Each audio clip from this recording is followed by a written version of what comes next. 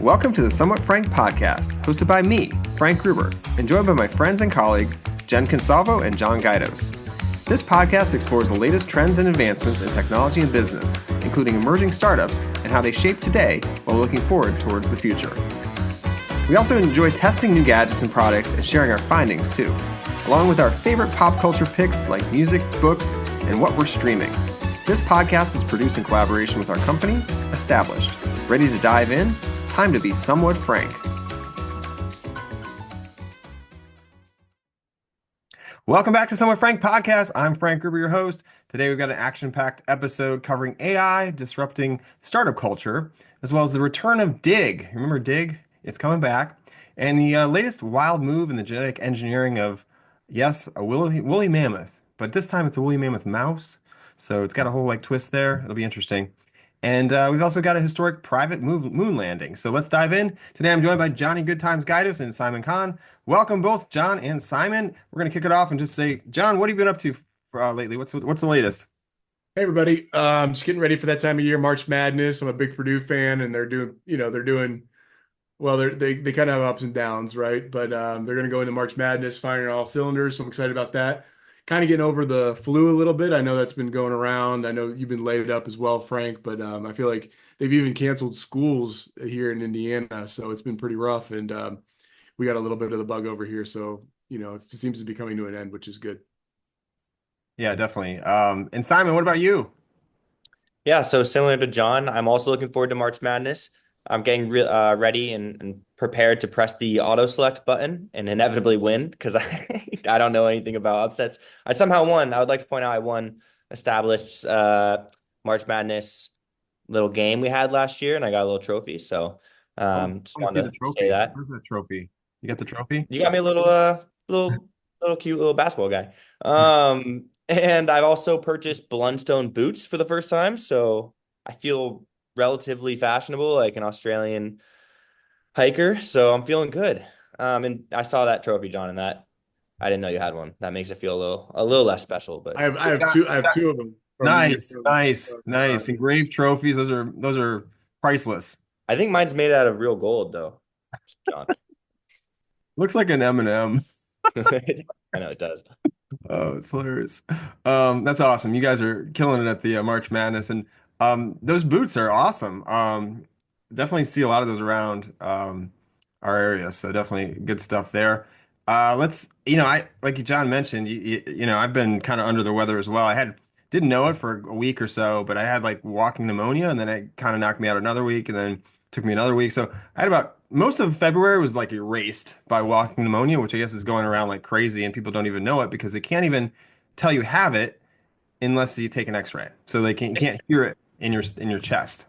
This might be a dumb question. What is the difference between pneumonia and walking pneumonia? I think walking pneumonia is literally the point is you can actually feel like you Walking feel around. okay, like you're walking around, not realizing you literally have pneumonia. And so I was super, super sick, didn't even know it. I mean, I knew it because I had 104 temperature, but like up until that point, I didn't know it.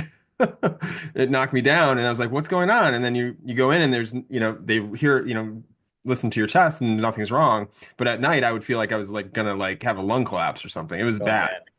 Yeah, I thought I was gonna stop breathing. So, long story short, I kind of pushed for the X-ray, and they weren't going to do it. And I was like, "Let's just do the X-ray." And so they did the X-ray. It cost obviously a little bit more, but worth it because they came back like, "Oh yeah, by the way, you have pneumonia." I was like, "Oh geez, of course I do." So yeah, so I guess always good to kind of push for that X-ray if you feel like you got something in your chest and won't go away. So anyway, that's been going around like crazy, and I guess partly because people aren't getting those X-rays, they're just getting this diagnosis of, oh, you're sick, I guess, and keep doing what you're doing, and so therefore it spreads more, and it is actually contagious. So up until you get on antibiotics, so I was on like 3 antibiotics, and here I am a month later feeling somewhat okay. Still got a little tickle in my throat, and it's hopefully going to go away soon. But I felt good enough last weekend to push myself to finally do some activity because it literally knocked me out. I'm used to doing a lot of activity, and I couldn't do anything for like a month. And we got ice skates. So both Jen and I got ice skates. Jen's not on the pod today, but we got ice skates, and we took our little one ice skating. She's really into it, and it's a little easier to manage than doing a whole like day of like skiing or something like that. You can do it in an hour or so and feel like you actually got some exercise. So pretty fun little thing. Hey, you guys big ice skaters? You guys been on the rink lately? I'm actually the worst skater in my town in Vermont. It was announced on the Facebook page when I was a kid. So, Oh, no, um, that's so terrible. no, No. Well, that's no. what I felt like, Simon. I've got some video footage of it. It's not pretty. It's like kind of like I guess like a buffalo or something trying to ice skate. It's it's like you feel like really weird out there and wobbly, but I'm picking it up. I'm picking it back up. I hadn't done it in like for I mean, maybe did it like once here and there like at like in a like a random time where you can get skates or whatever, but I actually purchased skates now, so I'm like all in. I'm like going pro, I guess. Always good to start these things in your 40s. Like it's a good time to really reinvent You have yourself time. in sport. We need to get practicing really quick if we want to make Rangers. So like at some point I'm going to be in some kind of Olympics, probably senior Olympics, but that's okay. I'm Yeah. fine with that. Well, I can't really tie my skates still, and that was a big insecurity thing for me as a kid. It is. I mean, they actually are really hard to. They're really stiff. Like I got hockey skates and they're really stiff. I guess people put them in the oven. I don't. You're not supposed to do it. Some of you are not supposed to do that, but that is one way that they do it. Kind of like if you had like a mitt, like a baseball mitt. People sometimes try to cook them or whatever, try to like get them to like form to your foot or whatever. I wouldn't. They told me not to put it in the oven. It would melt. So I did not do that. But it is. It actually can get. It's really tough to like. You have to kind of break them in, kind of like anything. So anyway, moving along. I'm going to talk a little bit about an exciting update. We are heading down to Austin. I'm actually heading down to Austin, so I'm hopefully going to be good through that because usually a lot of things are flying around there. Going down to Austin, Texas, it's like the 17th or 18th year in a row. We're going to be getting together with everyone down there in the ecosystem. It's a lot of people coming around from all around the country, so it's good to kind of get reconnected with everyone. And for the probably like 15th year in a row or so, we've got a established house getting happening on Friday, March 7th. So we'll have some conversations, barista spinning, making lattes and matcha and all sorts of teas and things.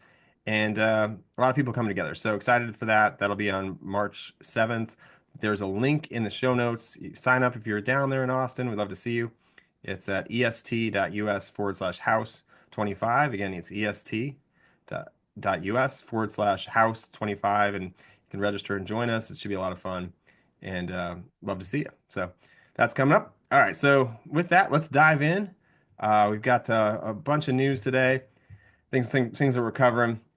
First being AI and startups and how that's kind of what AI is doing to startups because it's definitely making an impact on the way that people raise money and create companies. And back in the previous model it was like go create your company, raise some funding, and then build like the biggest team fastest you can possibly do. And people are making raising these huge sums of money to basically invest in human capital.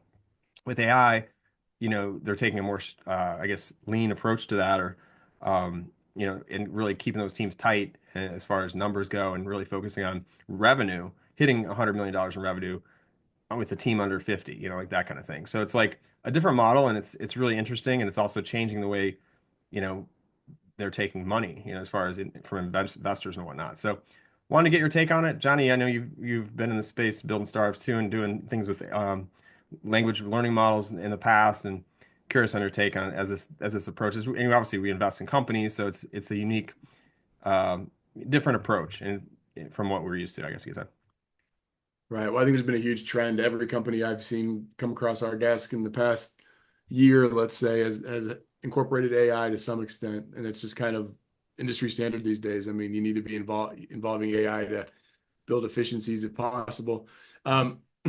I had kind of a learning experience the other day. I was messing around with ChatGPT on a product that a buddy and I were talking about, and I just dictated into ChatGPT, told it what to do, and it actually built the product. And within probably 2 minutes, it coded the entire product. And now there's a function on there. I don't know if y'all have messed with it lately. You can hit preview, and it was an MVP of the product that probably historically would have cost, I don't know, $50,000 in dev costs and offshore dev teams to build out something like that just to get an MVP.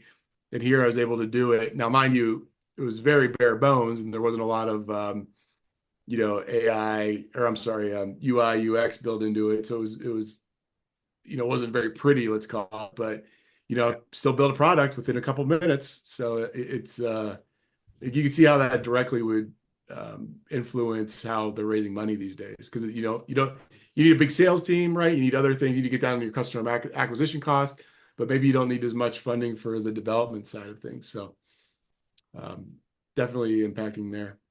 Yeah, that's a good point. I should mention our event we're hosting at South by, or during South by, not at South by, in Austin, is actually we're working with a group called Green Pants, and they're kind of that first kind of dev lead that you're looking for if you're trying to create something. And they're seeing that change as well, but they're also, if you still do need to build something, you can't do it with AI, they could potentially help you from that perspective. But yeah, the model's changing. People are trying to do things more, more lean and really focused on, you know, getting revenue and creating revenue with the leanest team possible. And there's an article in the New York Times that kind of references this, and that's kind of what we kind of sparked the conversation here. It was by Aaron Griffin and Griffith, and it's about this whole thing and how there's been this shift in creating this new dynamic in early stage funding too, because you've got founders who are able to like get things done, like you just said, John, with like prompts and not having to like raise money to do that. And so they're getting further faster, and then I'm assuming what's going to happen is then eventually once they get to a certain point, the old model might kick in a little bit, and they're going to need to kind of backfill that and get a little bit more team under them to kind of be able to continue to grow. We'll see how that goes, but it's interesting from our perspective. We run startup programs, and we see companies early. It allows anybody's doing that, seeing companies early doing pre-seed kind of investments and things are probably going to be in a better position than from an investment perspective than if you're like later on, because they may not need that money at the Series A level yet, or whatnot. So there's going to be some shifts in like when people are investing and how they can get into deals, because they may not need as many investors. So I think you said it best, Frank. There's going to be a shifting of resources. I don't think it's going to, it's not, everything's not always black and white, right? Like, they're saying all the jobs are going to go away because of AI. Well, no, there's just going to be some shifting around of the way things are organized, right? And so, like with this model that we're talking about, I think investors are going to start relying more on actual revenue and less on, the product concept, because you can build them so quickly and efficiently these days. So yeah, definitely more of a lean approach. All right, so Simon, you have any thoughts, or should we move on to our next topic, which is one that I'm sure you'll be interested in? No, I think you guys summed it up well. I think AI just kind of scares me a little bit. And it's interesting that like one of the careers that when I was in school, I was always told it would be like the burgeoning future, where all the jobs are going to be is developers. And it's interesting and a little scary that that job will get outsourced. And like John said, I'm sure there'll be a real reorganization and new jobs will be created just like all other technology. But yeah, I don't know. I'm scared. I like to be scared about things. That's my kind of rational approach. I'm scared of things I don't understand. That's I guess good. Keeps you on your toes. But Simon, the interesting thing you just mentioned, like, yeah, so developers, some of the development is at risk, but some of it isn't. Like, you can't get perfect product out of like a chat GPT or some other, one of these other Gemini. I've started using that as well. Like even to do with simple things, like I wanted it to, Gemini to or chat GPT to do something for me the other day. And it was when it was very specific around like, I don't, almost like, it was a PowerPoint. I was like, create a PowerPoint, does this, and this. You know, the actual design elements of it and some of the way it functioned weren't like up to par as like what I'd want. So there Yeah. are other products that are focused on more the the design components and maybe some of the dev components, and probably that's probably why, because some of these other ones are more focused on general as a generalist to do everything. So But yeah, yeah, you can tell when it's yeah. like shoddy work sometimes, especially with like graphic design as well. Yeah, I mean, I think I did one with, I was like, created a PowerPoint that does this, and this, and it was like a white background. It was just bad. Like, it was just not, not what you'd want to present. So, I think it's a good tool, right? It's something in your arsenal to help you be more productive. And like, remember years ago, Frank, if you wanted to make a logo, you'd go on 99 Designs, you'd put in $50 and you could crowdsource different mhm. logos, for example. Yep. Nowadays, you can just go to ChatGPT and say, create 10 of the best logos. Act as a graphic designer, create 10 of the best logos in the style of an NHL hockey logo for my new company XYZ. And then you get those logos that you can iterate from. I mean, you don't have to use them exactly, but you can kind of tweak them and move on from there. Right. So Right. Which is We're good. gonna get all the haters from all the design haters on us now, Johnny. Uh, we're talking. Well, I'm not telling them something they don't. I'm not telling them something they don't already know. I hope so. No, no, no. You're right. I mean, that's the thing. And I think the idea there, even with like 99 Designs or CrowdSpring was another one that was out of Chicago. We knew the founder Ross. You know, people were giving them a lot of heat back about 10 something 15 years ago, and mainly because like they're saying it's spec work, right? Like it's spec work to do this kind of design work ahead of actually getting the work. But my argument to that is like, dude, I do spec work all the time. I mean, every time I do a sales deck or whatever, or to anybody or pitch anybody anything, it's spec work. Like you're literally creating a product without even understanding like if they're going to even sign in. So I get it. It's you don't want people working for free, and I don't either. But in some ways, you have to give a little bit to get it, right? And so with the actual circling back to the AI side of it, though, it's like with these designs, like they're not perfect. There's no way. I mean, if you went with a really great designer, you're probably going to get a better like ultimate product, right? But these are great starting points, right? Like maybe there's some ideas here that you can then pull out and be like, here, this is what the direction I was thinking. Or actually, I wasn't even thinking this. My friend ChatGPT was, and that's could help you get there faster. And I think that's the point. Using it as a tool versus like the end all be all solve every problem perfectly kind of thing. So yeah, so it's interesting. All right, so moving along, we're going to talk about the woolly mammoth. That's right. But actually, it's not. It's woolly mammoth mice. Mammoth mice, and it's actually happening. So again, a company I really find interesting, Colossal Biosciences, which just raised a humongous round of funding, has a huge, ridiculous valuation. We can look it up here if you get a chance here. But they just happened like a couple weeks ago. But either way, they are basically genetically their goal is to basically recreate the woolly mammoth. But in the meantime, they're doing some test projects as they kind of hone in. The mammoth is a big project, right? So they got to start small, iterate, and so they're genetically engineering mice to have mammoth-like fur. So they're using genetic gene editing to take the first steps towards resurrecting that woolly mammoth. And the plan is to create a cold resistant elephant by 2028. But obviously, elephants aren't mice, and mice are, and slow reproduction and ethical concerns are obviously part of this as well. So my biggest concern is really the dinosaur coming back, and I literally wrote a whole song about it. My daughter's extremely scared of, terrified of dinosaurs coming back, and I don't know if she know, maybe she's like a can see in the future or something. I don't know.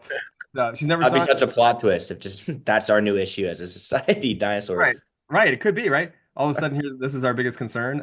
We already have a lot of things that like can hurt us, but this is yeah, real life Jurassic Park is one that's definitely front of mind. And I actually got to sit in with him last year at South by Southwest and got to ask some questions and things during his session. It was interesting. I mean, the whole point is really about their founder Ben Lamb is really about like solving like things like curing cancer or like using these things to like get further in science and medicine versus just for the sake of creating a woolly mammoth, which is really cool. Being able to kind of bring things back like that. Maybe unicorns, things like that could come next. I don't know, but yeah, it's an interesting company, and talk about taking a moonshot, right? Like it's a big one. Well, the mice that they created are cute. I don't know if you've seen pictures of them, but they're They are real very cute. fluffy and fuzzy. They look Yeah. pretty great. But Yeah. I think that the woolly mammoth, it gets in the news. It's exciting, but to your point, Frank, like some of the real exciting stuff is, gene therapy for, for different types of cancers and those types of things, and editing of specific gene mutations to help people that are really sick. And hopefully there's a lot of that that's happening behind the scenes, because I've been hearing about this woolly mammoth thing for like the past, I think for my entire life, basically. So it's always in the news, it feels like. Well, it's coming back. We got to keep it. We got to keep it tight. We don't want to open that up, and the next thing you know, we got the Raptors and the T-Rexes coming in. Yeah. Like, I think the mice were really cute. I didn't know we could just do that. Like I didn't know we could just create new species. I know we could, but I didn't know like aren't there rules about just creating new species that out there? Like what if they yeah, I got mean, out? that is what people are pushing back. The ethical concerns around creating more. Yeah. I mean, I think it's kind of cool, but I was like someone should be keeping an eye on if like I where they I are don't at I all don't think I times. put it in this pod, outline, but we can do a quick Google search. Actually, if either you want to do this because I don't want my system to slow down, but more or less, it's people. I think there's a company out of Japan trying to basically do a similar thing, but basically combine humans with some kind of animals. So like hybrid humans. So that's a whole nother, yeah, it's a whole nother. Yeah. And so I don't have the details right now, but if you find them, we can talk about it really quick because it's similar kind of whole nother Pandora's Yeah. box. According according to Scientific American, Japan approves the first human animal embryo experiments. Um, Receive government support to create animal embryos that contain human cells, and then you put them all together. That's Wow. crazy. Don't do that. I can already tell that's gonna be a terrible idea. I don't know why we don't. We're the best animal. Why would we want to be a different animal? They just want to make these superhuman mutants or something. I don't know. Fair enough.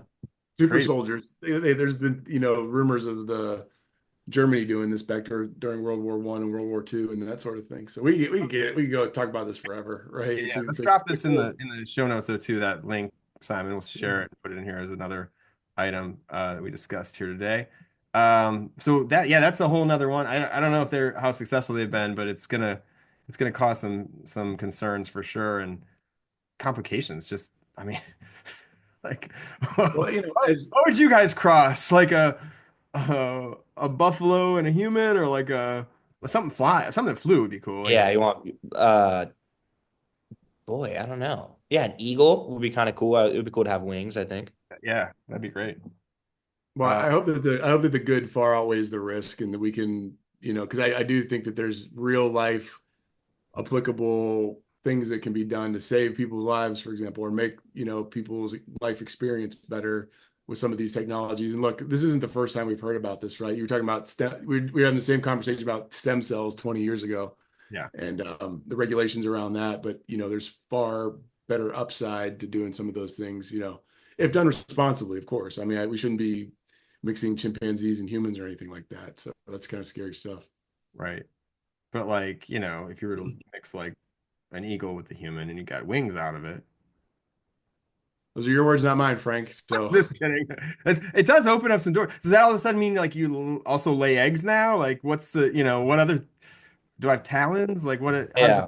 Well, John, what if Bigfoot? What if this opens the door to Bigfoot? Would that well, entice you at all? of course. I mean, Gigantopithecus, which roamed the earth, hundreds of thousands of years ago, if you were to cross a human with some of that DNA, you definitely get Bigfoot or well, Sasquatch. do Yeah. they have that DNA?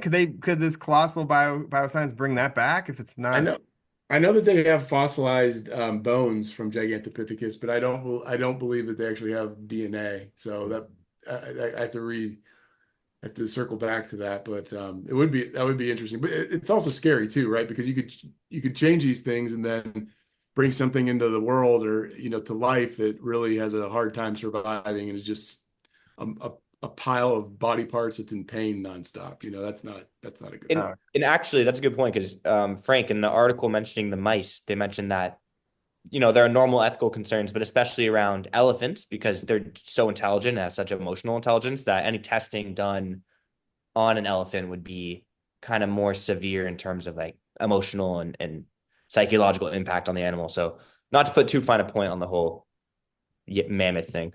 they don't care about the mice as much, what you're trying to say. Yeah, no one cares. Yeah, who cares about mice? The mice is the problem. Okay. But the mice have cool hairdos now. That's pretty cool. You can definitely look cool. So we'll show a picture of that. All right. So moving along, Digg.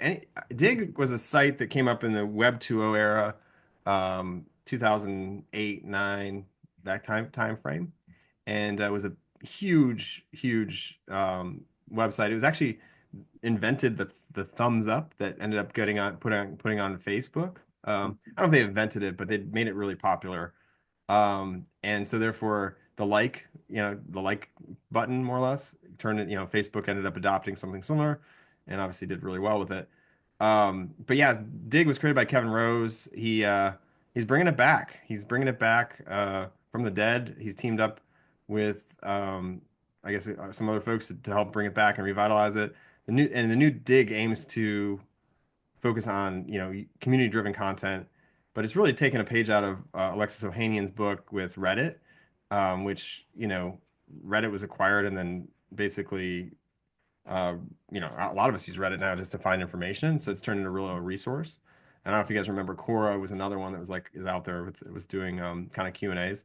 So there's a need for a little bit more of user generated content that actually helps people with answering questions, things like that. But Dig was always focused on like the top news and things. And actually, when we were first doing content, publishing on the web, it was a huge driver of traffic. So I think that helped drive, like when people were blogging and stuff, you'd share it on Dig, and then it would, like, if someone digged it enough, it would blow up, and you'd end up with, thousands and thousands of people seeing your article. So that was really exciting.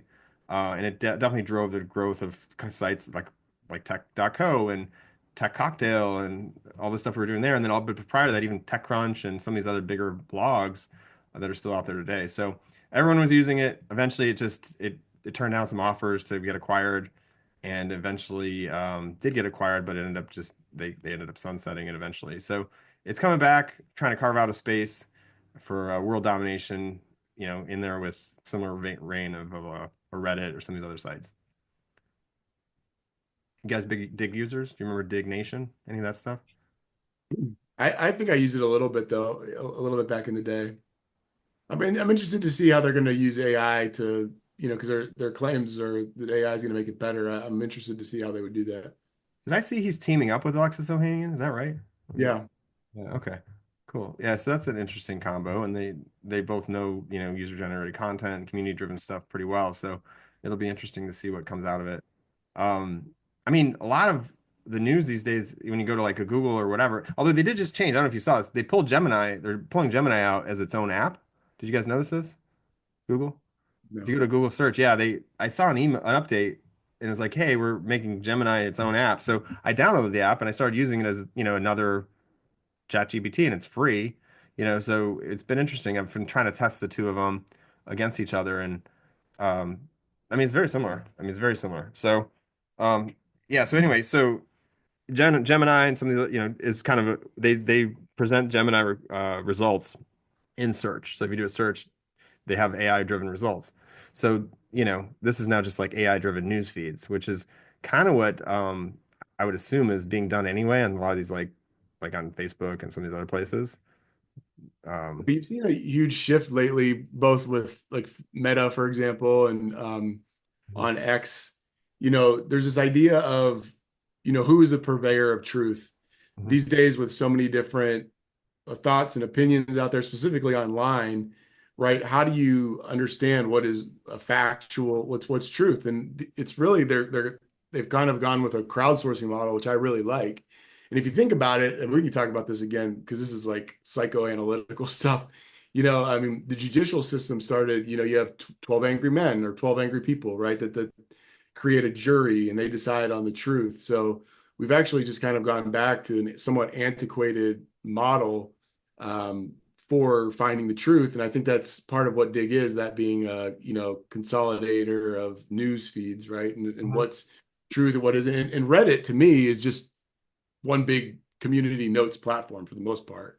From Yeah. what I mean, I'm Right, sure with it does other driven things. like results, right? Like you can upvote things that kind of let things bubble Yeah. and hopefully help you find the best results, right?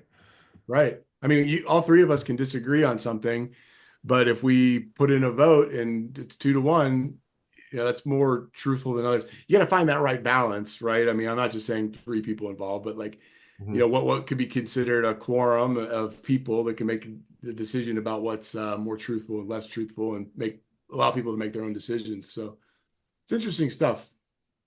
Yeah, so it's going to be, human voices too, not just content aggregation. And I mean, a lot of these sites are, potentially could be, using AI bots, like not necessarily as part of the way that they wanted, they didn't implement it this way, but think about like how many AI bots are on like X, for example, like doing different things. And there's armies of AI bots doing different things on different platforms, but this would be on the back end of it, using AI to moderate, these upvotes and things. So it'll be interesting. Definitely.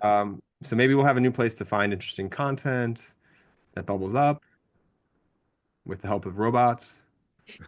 Have you ever heard of the dead internet theory? No, I have not. So I'm not a complete expert on it, but it goes something like all the comments and engagement. I mean, the far end of the spectrum of the believers of this theory believe that all engagement and comments on things on the internet are just completely bots, and like even the ones that look kind of creative it's all just astroturfed engagement to drive up people's attention, I guess. Yeah, I mean there is a lot of that, right? So it's not 100% false. There are a lot of people too, but there are a lot of bots, and there's also moderation. Like think about like YouTube, for example. We have a bunch of YouTube videos and channels, and um we get to chance to like look at those comments and things, and they definitely use moderation to figure out which ones are not real. I guess you Yeah, could. like, do you ever see a comment it'll be some video of someone's opinion, and then a bunch of people will just comment like, I agree or I disagree. Like, no one who actually says that, you know? Like, do you know anyone who would just say that on a post? No, I know. Yeah, I mean, same. It's like we used to when we had tech.co, we'd get, thousands of spam comments about everything we post. And it was like, thankfully, WordPress had a way to kind of flag all those, and we moderated them before they went out, and it would pick up on the fact that they were, you know, not really real people and whatnot. So when we started to pick up on these trends or whatever you want to call it, then it would flag them. And so, yeah, definitely this stuff's been around for a while. I think it's just interesting to see how they leverage it now that there's a little bit more stronger AI tools out there. All right, moving along. But anyway, congrats to Kevin getting that going. Hopefully, it's a huge success, and you can bring back Digg. I know you've got Digg Nation coming. He's got Digg Nation, which is like a podcast where they would go through and talk about the top stories that were upvoted. That was kind of his thing, and he had a huge fan base, and he'd always do it at South by Southwest and have a big event or whatever. So that's kind of fun. So hopefully that comes back, and you can kind of continue to live up those Digg Nation days. All right, let's move along. And we've got this private moon landing that just happened finally. Company called Firefly Aerospace had the Blue Ghost lander just made history um, as the first private spacecraft to land on the moon. Wow, that's amazing. How did I miss this? How did I miss the opportunity? That's what I'm saying. So yeah, it's part of NASA's Artemis program. Is they're carrying instruments to prep for future human missions to the moon and beyond. And yeah, it's interesting that it wasn't SpaceX. That you hear a lot about SpaceX, and they were the kind of the one company that was doing this private flight, and now you've got Blue Origin, and you've got Firefly Aerospace, and you've got um, you know Virgin Galactic, right? Is that the other one? And others, and that are jumping in this. The whole space industry is really interesting and growing fast, and a lot of opportunity. Obviously, is people are doing a lot. Yeah, I think the lunar module actually flew up there on the SpaceX Falcon 9. Oh, it did? Okay. Yeah. I missed that part. So they tagged along with SpaceX and then they, successfully landed on the moon. But the bigger theme there is that really what revolutionized space travel, I think, what I was it 20 years ago or something, was the commercialization of everything. Like Hmm. you said, you have SpaceX, you have Blue Origin, you have these other groups that are doing these things now.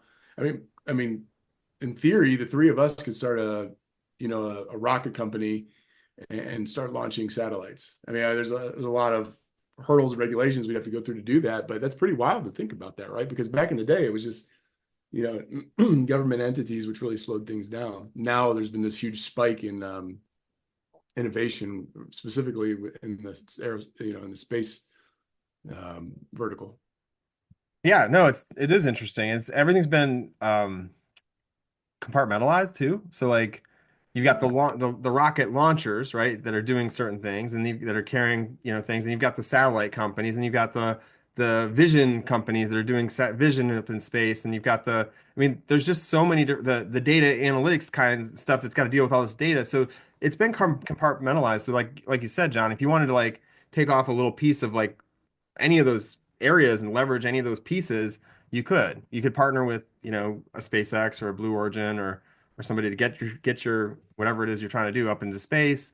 And then, obviously now you've got a product that's doing something different than these other groups. So I think it's come a long way, and it's almost to the point of where we were with like the web, right? When Web 2.0 launched, and all of a sudden everything was like a service where you could like plug into things and build off of it. It's becoming that way almost, which is really interesting, and great for entrepreneurs that are trying to do different things in space.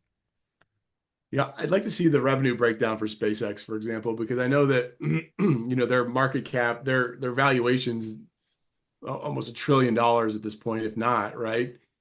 how do they make their revenue? Like, what is it in pay, taking payloads up for people like this, for example, or Starlink, or just basically what revenues they have for making money. I think that'd be interesting to take a look at that. Definitely would. And there's been a lot of they've gotten some government financial backing too, right? So there's been a lot of contracts and things there. We talk about um, SBIR a lot and different opportunities there, but there's been also just contracts with NASA and others that kind of do different things.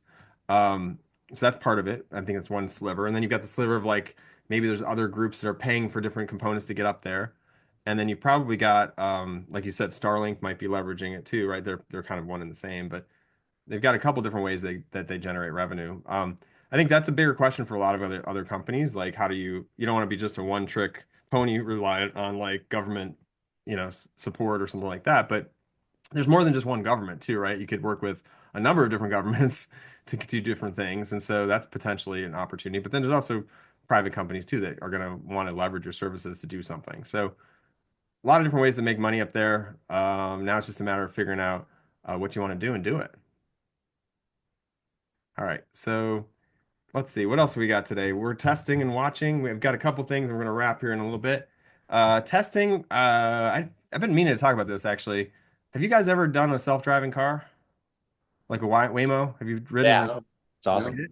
Yeah, I did it recently. It's been about a month now, but my friends Jen and Tim, I was out there visiting them in San Francisco after I was at an event out there, and they sent me home in one. I was like, sent me home to my hotel in one, and it was pretty wild. It was a little nervous at first to get in and be like, oh man, this is like wild that I don't have a driver. And but it's they play very calming music, and you've got this like screen as big as like pretty large laptop, which shows you like kind of what like all the things that it's seeing. Like so you're seeing like all the different people and obstacles in the way, and it's a very like controlled driver as far as that goes. And after you kind of got over that initial nervousness, it was pretty much you forget about it pretty quickly. So I don't know if do you have a similar experience, Simon, or you were a nervous wreck the whole time? Um, I think I was okay. I was with friends in LA actually, and I think self-driving cars are, or I think we're gonna look back in 50 years or 100 years or whatever and be very shocked we let everybody drive on the highway. Like I think I'm look forward to all self-driving cars because people, including myself, are terrible drivers. And yeah, I think it'll be safer for the roadways for sure. But it was cool. I mean, there's nothing more embarrassing than not being able to open, like I didn't know how to open the door on the way out because it was like a fancy Tesla, Mhm. and the guy had to get out or someone had to open it for me. It was a kind of a nightmare. Yeah, Teslas are tricky. They hide their little ways to get in and out. So I think a similar experience. I and thought, as I was driving in it, I was thinking, yeah, wow, if everyone around me was in one of these, would they all just be communicating with each other, and that way there's never ever any collisions or anything like that? It's interesting to think about. And I think also when you compare like those size cars to like semis, which are also doing some self-driving, um, if they're all integrated and talking to each other, that's great. The one concern I have is like just like anything, whether you're in a car or a plane or whatever that's being driven mainly by just like computers, they can stop for you can get your computer could stop and have to reboot or something like that kind of stuff makes me nervous when you're in one of these types of things. Like what happens if all of a sudden it's just bricks, and you're driving down the highway at 60 miles an hour, 70 miles, like that's what I'd be most concerned about. Because it could happen. I'd hope that they have some kind of like backup system or something that keeps it running or has some like auto shut off or something like that. But like I know our phones don't, right? You just gotta wait for it to regroup and restart and all that. So I think that's my biggest concern with these is like making sure that there's some system that doesn't allow it to shut down. Yeah, I'm still concerned about those. I mean, you kind of referred to it like those outlier type situations. Like I was watching on Instagram the other day, and this guy was breaking into one of those vehicles while somebody was in there. And the guy was like, "Can you drive? Can you drive? Can you drive?" The passenger was trying to tell the car to drive, and the car wasn't listening, and he was just sitting there kind of being robbed basically while somebody was breaking into the car. So um, that kind of stuff's still scary. I know that statistically that's very unlikely to happen, but it still does happen, right? So Yeah, that's interesting. You can't really carjack a car that's being self-driven. Yeah, but you could attack the passenger in the back with, you know what I mean? Like, how does the car know that you're being attacked or being robbed in the back? That's what was happening in the scenario that I was watching. Yeah, it's terrible. I mean, they could jump in and take a ride with the self-driving car and basically rob you the whole time. It's Yeah, terrible. So terrifying. Yeah, definitely one use case that you don't want to think about. Um, there's I'm sure others that we haven't thought about as well, that sure. are going to pop up. But um, or like if all of a sudden you have an emergency and you're like, we got to floor it, like I don't think you can do that, right? You're kind of like stuck going the same speed, getting there when you get there. Right. So yeah, I don't know. It's a unique experience for sure, and I'm sure that they're gonna have to figure out these use cases so that there aren't any issues along the way. But it was definitely eye-opening for me and yeah, unique experience. So all right, Johnny, what else we've been testing? We talked about Waymo quite a bit. John, you been testing something? Yeah, we bought for Valentine's Day, I got us a treadmill desk. Oh, It's not a desk specific. It's actually like a little treadmill that you can push under your couch or whatever, but you can bring it out and it's just real flat and small and you can walk while you're typing or reading or doing whatever. And it's good for these long Indiana winters when you can't get out and walk as much. So I've been using that. It's been nice. There's actually an incentive too right now with our health insurance. It sounds like I'm doing an advertisement, but it's like every quarter mile that you walk or something like that, they give you a 25-cent credit or like some sort of a program. So my wife's hilarious. She'll come in and be like, "I made 50 cents today," and so that's amazing. it's a funny way to track things. Yeah, Yeah, I think you can plug it in. Yeah, you can plug it in your like Apple Watch or whatever, and it keeps track of your steps and gives you points. Yeah, I don't know if exactly. I haven't gotten anything yet, but yeah, it does eventually add up. It reminds me of that Nate Bargatze where he's like, they're talking about turning the lights off. I don't know if you've ever seen that skit where he's like, we've spent our entire life. She's been telling me, my wife's been telling me to turn the lights off, and what are we doing here? We're literally saving nickels. Like down the road, I'm gonna have my daughter. She's gonna be 25 years old or 30 years old, and be like, "Yep, we accumulated about 50 cents from turning those lights off." So anyway, I'm sure it's more than that, but it's kind of funny. You're like kind of just nickel and dime and just trying to get everything, but it does count. Maybe you get some gift cards or something. I don't know. That'd be cool. I think that's what it does. Yeah, I mean, it's something to talk about, right? you It know, is. It is. Yeah. There's an app I started using called WeWard, and it's kind of a similar thing. It's on your phone and keeps track of your steps, and you get rewards. I haven't gotten any rewards yet. I don't actually even know what you get, but it makes you like check in every day, and um, I'm hoping that it does something at some point and gives me some kind of like gift card or something. I don't know. I've been doing it a lot, so we'll see. Eventually, I'll probably just fade if it doesn't. But in the meantime, I'm all in. All right, Simon, what are you up to? Testing. Yeah, so I like to play guitar a little bit, and I never took a lesson. And that's not like a brag. Like I should have. Like it's taken longer because of it. But I bought my first like master class ever, and it's this. It was a man named Dave Kushner. He's the rhythm guitarist for Velvet Revolver. Was the rhythm guitarist, and they're sort of like a Slash Guns N' Roses um, type of band. And he has this great master class, and I was following along and I understand like music theory a little bit more and it's pretty cool. So just testing it out, trying to get better.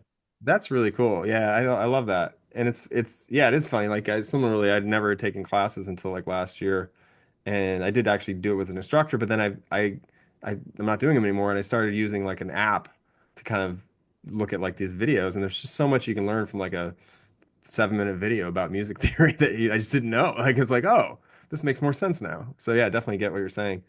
Cool, really cool. Can't wait to hear the latest jams. All right, so I've been watching a lot. I had pneumonia, like I mentioned. I was laid out. I was sick in bed for a couple weeks, so I was like looking for things to watch. And as I laid there in agony, and I pretty much watched everything you could think of. I think I was texting you, John. Like, what else can I watch? I'm like so out of things. And I made a list, and it's pretty ridiculously long. But the one that I got through pretty much everything. So bookie, like all sorts of different things, like, and so and a lot of movies too. And so anyway, but I recently have kind of been watching The Handmaid's Tale. It was popped up on my feed, and I've got Hulu, and I had never seen it. And man, it is crazy. So there's I guess a new season coming out. I think that's why they're promoting it. So there's like ridiculous amount of seasons before this latest season, which is supposedly this final season. And I encourage you to watch it if you haven't. I'm not going to spill it, but it's pretty interesting. It's this basically the United States gets taken over by this more or less a I guess you could just call it a cult, right? More or less, just call it a cult of people that are like very specific about how they want things done, and they are implement a whole new like way of life, and it's terrifying, man. Really, really bad for women and minorities and things, and so it's really eye-opening and yeah. So give it a watch if you get a chance. I don't want to ruin it, and you probably won't be able to sleep well at night. So, all right, Johnny, what about you? Yeah, we've been kind of the same, being hunkered down with, being sick and stuff. But we watched Running Point on Netflix. I don't know if y'all have seen that being advertised or watched it, but Oh yeah, it's new one, right? That's the one with Kate Hudson. Kate Hudson. Yeah, she plays the reformed party girl that needs to take over it's basically like the Lakers, the Right. LA basketball team. And I think it's just really well done, and it's kind of funny, mindless humor. So really like it. She's kind of playing the Jeannie Buss character, I guess, who Jeannie Buss took over the Lakers from her father. Mm. Um, but enjoyed that very much. And then also I've been into the Tom Brady vlog series. I think I might have talked about this before, but I'm just really always captivated by how he handles himself as like the best quarterback of all time, and he runs all these different businesses and does all these different philanthropies and things and stuff like that. So it's kind of like a week in the life of Tom Brady, and I've been watching those on YouTube, and they've been pretty interesting. I've been enjoying them quite a bit. That's on YouTube, you said? Yeah, Oh, okay. Cool. I'll correct. check that out. Simon, what about you? So I'm just like many Americans, I'm watching Severance, which I think I probably talked about at one point on this podcast. But great show. It's on HBO. Features that guy from Step Brothers, so I'm forgetting now. And it's directed or produced by Ben Stiller. I forget which one, but great show. Ben And the Stiller. Yeah, no, season, Ben Stiller's in it. He's the producer. Yep. he the producer? Okay. Yeah, Right. he's not the director. Weirdly, I think is Conan O'Brien a producer as well? I think something like that. But great show. Highly recommend to anyone who wants a new addiction.